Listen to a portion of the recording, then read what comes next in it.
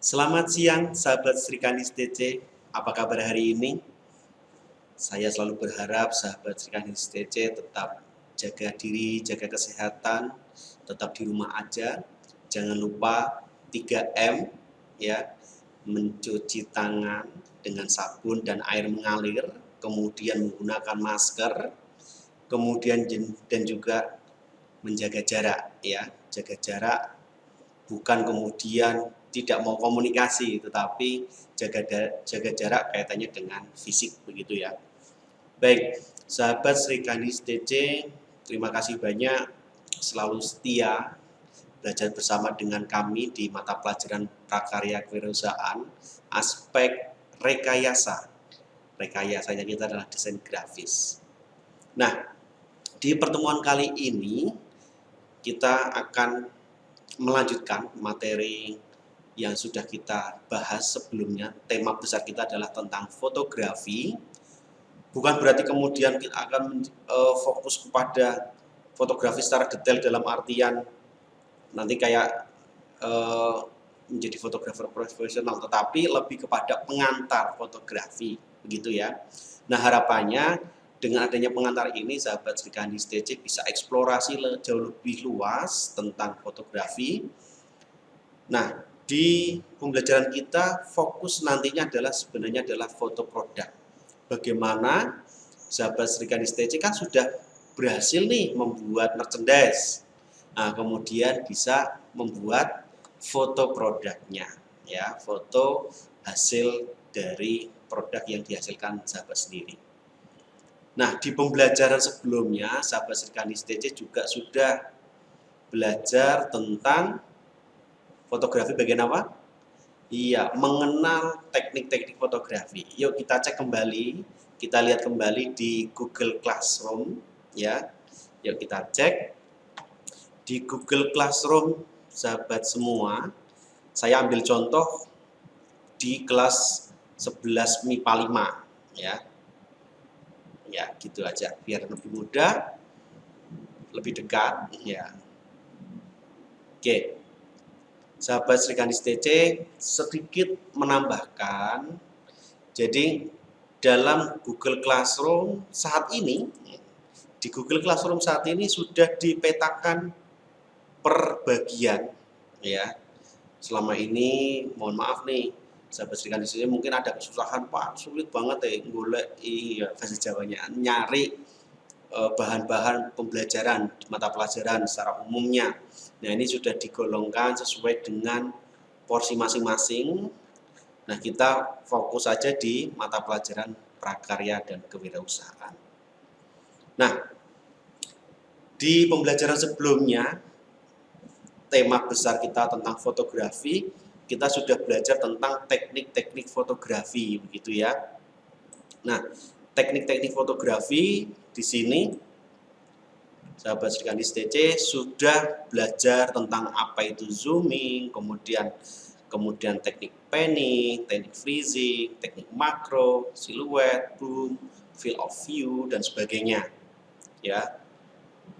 Termasuk ada yang namanya headshot, close up, mid shot, full shot, long shot. Apalagi yang shot. long shot. Long shot itu kalau tiduran, kalau bahasa Jawanya.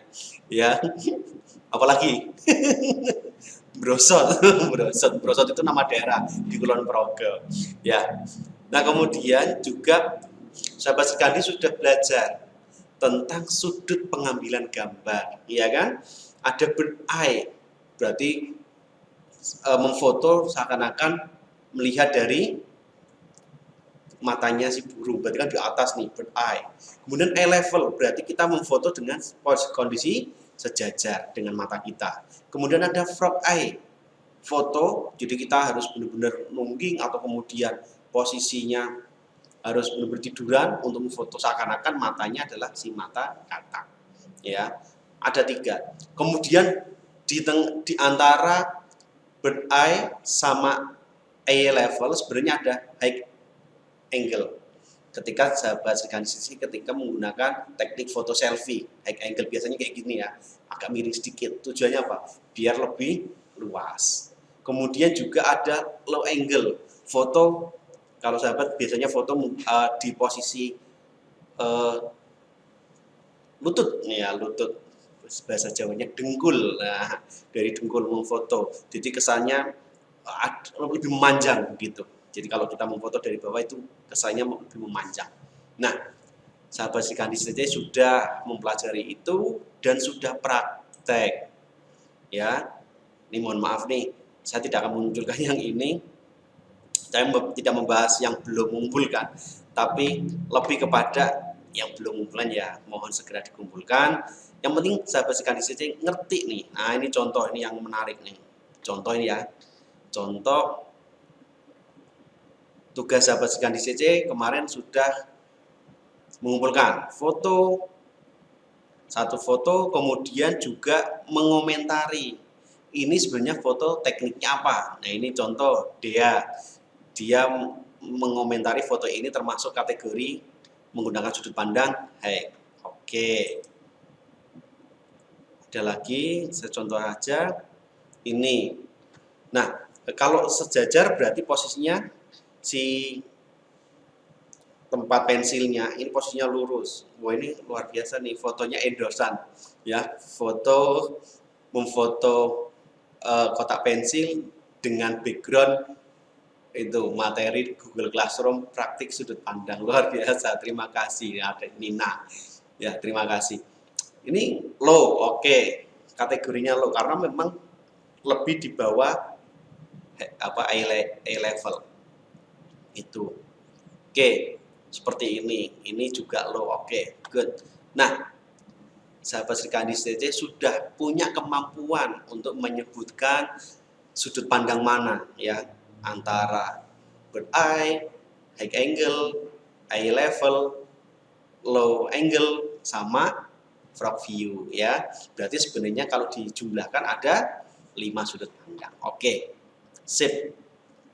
Nah, selanjutnya di pertemuan berikutnya kita sudah belajar bareng-bareng tentang kreasi fotografi. Nah, ini kita lihat ke kreasi fotografi. Ternyata kreasi fotografi itu macam-macam ya. Jadi secara kreasi itu macam-macam. Ada still life, fotografi, kemudian ada human interest ya. Nah, termasuk yang terakhir yaitu tentang levitasi fotografi. Ya, human interest itu foto berarti memotret kehidupan sehari-hari yang menjadi daya tarik ya. Ada nilai-nilai kemanusiaannya. Nah, di pertemuan sebelumnya sahabat Srikandis kita minta nih coba praktek. Kalau human interest kan harus keluar rumah. Oh, yang dia tidak keluar rumah nih apa ya? Oke, kita praktiknya yang levitasi fotografi. Nah, di praktikum kreasi fotografi, kita lihat materinya sejenak. Jadi ada trik ya, trik sebenarnya bagaimana sih memfoto secara umum ya. Kata kuncinya foto apapun kan sebenarnya apa? Ingin berbicara tentang realita, potret ya. Harapannya kan gitu. Nah, termasuk levitasi. Ini kemarin ada yang tanya, Pak, bercerita yang seperti apa? Iya.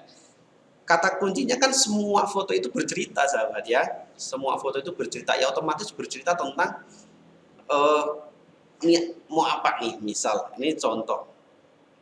Ya. Ini materinya. Nah, kalau kita kembali ke penugasannya, kita lihat penugasannya. Penugasannya ya ternyata masih ada beberapa yang belum ngirim, tidak apa-apa, kami tunggu ya. Mohon nanti cek ya setelah pembelajaran ini sahabat Srikandis cek udah belum ya. Nah, ini petunjuknya.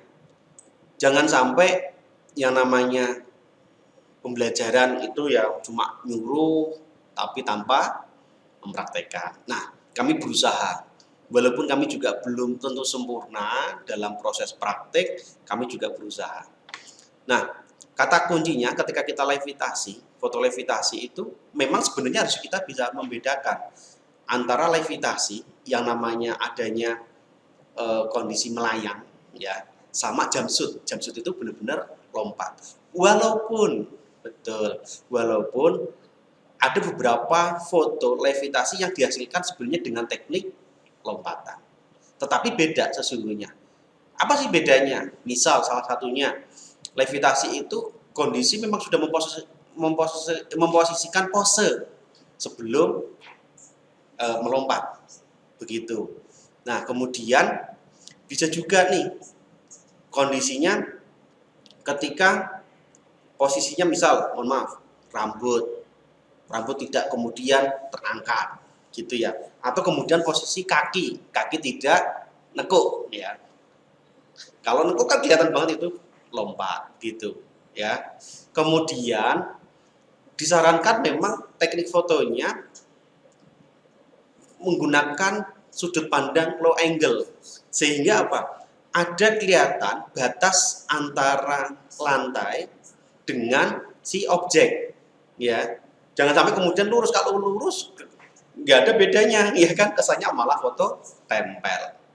Nah, kemudian motret ketika si subjek ini kondisi ke atas, sehingga apa? Itu tadi, rambut tidak, kalau ke bawah kan rambut pasti otomatis ke atas, kemudian kakinya pas kok gitu-gitu ya.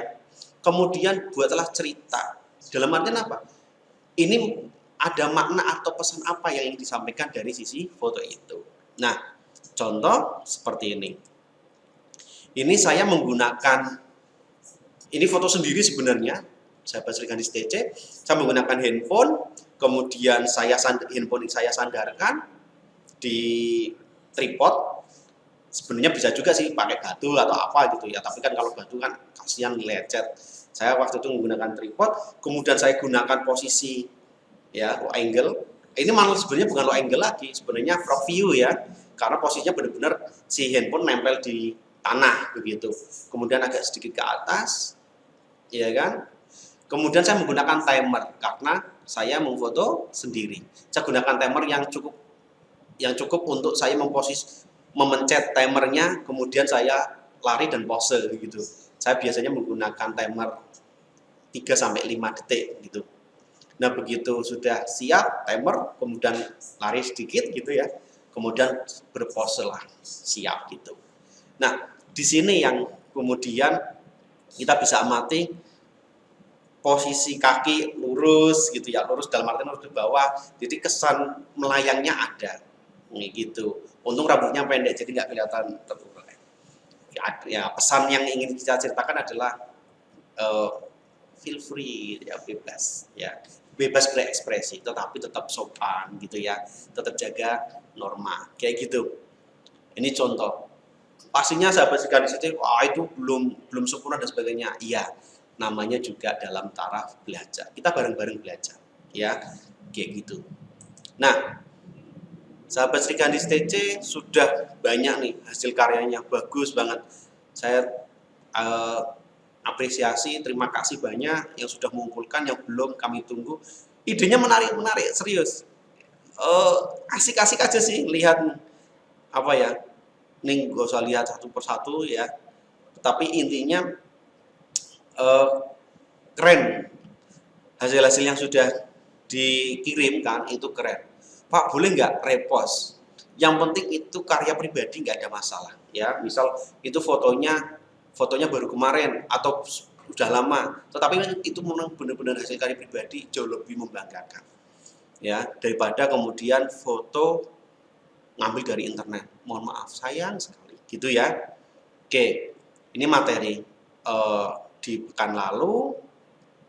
Bagi yang belum, monggo bisa ditambahkan. Nah, untuk pertemuan kali ini kita hanya menambahkan lagi sedikit kajiannya, materinya. Nah, di posisi penggunaan handphone sebagai dokumentasi fotografi. Selama ini, apakah menghasilkan foto yang bagus itu harus pakai kamera yang mahal? Apakah harus kamera DSLR? Apakah harus kamera misal mirrorless? Enggak harus. Sekarang, mohon maaf, handphone sekarang semakin canggih. Handphone dulu kita punya handphone pakai kameranya satu, muncul 2, 3, sekarang 4. Saya nggak tahu lagi nanti ada berapa. Malah kameranya banyak banget. Enggak. Kamera 4 itu kan sebenarnya ada pembagiannya ya, sahabat Srikanis TC. Sahabat bisa cek di fitur handphone. Misal kamera 4, ada satu kamera sensor, ada satu kamera utama, ada satu kamera long, sama satu lagi yang wide ya. Jadi wide itu yang bisa menghasilkan gambar luas lebar, long itu yang jauh, kemudian kamera utama, kemudian yang satu itu sebenarnya kamera sebagai sensor. Nah, handphone sekarang jauh lebih canggih lagi, ketambahan dengan yes, betul, stabilizer. Kalau selama ini kan kita menggunakan handphone kemudian menggunakan gimbal nih untuk menstabilkan hasil gambar begitu ya. Tetapi sekarang kemudian muncul sudah handphone yang di dalamnya ditanamkan teknologi stabilizer. Jadi sudah nggak perlu gimbal lagi. Jadi begitu kita pegang handphone, udah mau kita goyang-goyang hasilnya tetap stabil gitu. Nah, pengaturan handphone untuk fotografi materi kita hari ini, dan nantinya juga ada sedikit ini bukan promosi, tetapi memang kalau untuk penguatan ya, untuk pembelajaran. Sekarang kalau pengambilan gambar secara umum biasanya menggunakan rasio 16:9. Kalau zaman dulu kita 3:4 ya. 3x4 itu biasanya foto apa?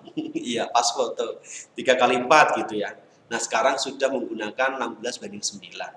Standarnya dokumentasi fotografi maupun sinematografi biasanya menggunakan 16:9. Beda lagi kalau di media sosial tertentu, begitu ya. Media sosial tertentu, misal Instagram, dia menggunakan 1:1. Nah, itu juga harus kita pikirkan. Artinya jangan sampai kemudian kita ngambil gambar, handphonenya kita setting ke rasio 16:9, tetapi mau untuk Instagram, nanti hasilnya kepotong. Eman-eman, mending dari awal kan gitu. Kita setting ke 1:1, misal seperti itu. Nah, kemudian bijak penggunaan flash dan timer, kemudian berikutnya juga tentang bagaimana menggunakan grid. Nah, grid atau posisinya garis pemotong ya, grid. Nah, grid ini nantinya kita akan bicara tentang rule of third ya, bagaimana komposisi pengambilan sudut gambar si objek itu. Nah, rule of third, jadi harapannya sepertiga bagian adalah si objek atau subjek gambar, kemudian 2/3-nya adalah background ya. Foreground sama background-nya itu komposisinya tepat. Nah, ini menggunakan grid. Nah, tadi materinya tentang bagaimana mengoptimalisasi handphone untuk pengambilan gambar. Ya, ini juga kami sertakan lagi review yang pertemuan sebelumnya. Nanti sahabat Srikanis TC bisa membacanya di Google Classroom ya. Seperti ini. Oke. Banyak sekali jenisnya. Nah, kata kuncinya yang hari ini adalah saya ingin perkenalkan, ini bukan promosi satu aplikasi, tetapi memang ini menjadi rekomendasi ya. Nah, sahabat Srikanis TC, tentunya kita semua menggunakan Android ya, dan juga Mac ya. Nah, sahabat Srikanis TC bisa nih mencoba satu aplikasi yang menarik, yaitu kamera, bacanya apa? FV5 ya. Kamera FV5. Kamera FV apa itu? V5. Ini namanya juga sulit. Tapi ini menarik sahabat Srikanis TC. Fitur ini bagi sahabat Srikanis TC yang ingin belajar menggunakan kamera DSLR atau kamera profesional, ini jawabannya. Di sana fiturnya sudah lengkap. Ada white balance, ya, ada pengaturan ISO, kemudian juga ada pengaturan-pengaturan selayaknya kamera DSLR. Muncul pertanyaan, Pak, kan di aplikasi kamera bawaan kan juga sudah ada tuh yang bagian pro. Iya betul. Nah, ini jauh lebih lengkap. Aplikasi ini memang tampilannya dibuat semirip dengan simulasi kamera DSLR. Gitu. Nah, kalau saya pribadi memang sering menggunakan aplikasi ini untuk fotografi dan juga pengembangan berikutnya si aplikasi kamera 555 ini bacanya apa nanti dikomentari Pak Lili boleh lah. Nah, saya lebih sering menggunakan yang ini, Cinema V55. Apalah terserah. Ya. Nah, tapi memang begini sahabat Srikanis TC. Kami sampaikan ketika menggunakan aplikasi ini, kamera 555 ini dan Cinema ini memang file yang dihasilkan cukup besar. Ya, serius, besar banget. Tetapi banyak keuntungan. Keuntungannya adalah ketika kita editing lebih mudah, ya. Nah, tolong begitu kita misal nih, sahabat Srikanis ada tugas pembuatan video, ya kan? Pembuatan video terus menggunakan Cinema V55 ini. Tidak diedit kemudian langsung diposting. Ya, mohon maaf, kapasitasnya terlalu besar. Saran saya gunakan aplikasi editing yang familiar, monggo, mau Viva Video, mau Filmora Go, ya kan, atau maupun KineMaster, ataupun aplikasi yang lain yang sahabat Srikanis sudah familiar. Kalau saya pribadi memang lebih nyaman menggunakan KineMaster karena fiturnya lebih mudah, kemudian hasilnya cepat, ya, editingnya lebih mudah lah, termasuk fitur-fiturnya yang sekarang KineMaster jauh lebih bagus, ya. Jadi sahabat Srikanis TC bisa menggunakan aplikasi yang ada, ya. KineMaster bisa digunakan sebenarnya ini kalau sahabat Srikanis tahu. Jadi ini misal nih yang Filmora itu ada yang versi untuk Windows, juga ada yang versi untuk Android, ada juga untuk Mac. Ini juga bagus, ya. Nah, posisinya ini sahabat bisa menggunakan yang KineMaster, posisinya jauh lebih bagus. Kalau bagi saya pribadi lebih mudah. Memang kelemahannya dia versi Windows-nya tidak ada. Kalau mau yang pakai Windows ya pakai yang ini Filmora, ya, Filmora Go, begitu. Oke. Demikian sahabat Srikanis TC tentang review pembelajaran kita hari ini. Silakan dibaca kembali materi kita. Ya. Nah, penugasannya apa? Penugasannya tolong cek kembali. Setelah melihat video yang saya share ini, dapat ternyata Pak aku mau gantilah video yang levitasi kemarin. Ternyata aku kok menggunakan A-level, jadi nggak kelihatan nampak sisi levitasinya. Boleh. Pak, aku mau ganti foto, ternyata setelah mendengarkan penjelasannya kemarin saya menjawabnya enggak salah nih, yang tugas tentang sudut pandang pengambilan gambar. Boleh. Nah, penugasan hari ini adalah menyempurnakan atau melengkapi dua tugas fotografi. Ya, dua tugas fotografi mohon untuk bisa dilengkapi di hari ini. Begitu sahabat Srikanis TC. Terima kasih banyak sudah menyimak video kali ini. Mohon maaf banyak kekurangannya. Jangan lupa tetap jaga diri dan kesehatan. Tetap di rumah aja. Pastikan 3M dilakukan. Jika ada pertanyaan, sapalah kami melalui WA ataupun media yang lain. Terima kasih. Selamat siang. Sampai jumpa kembali di besok pagi. Terima kasih.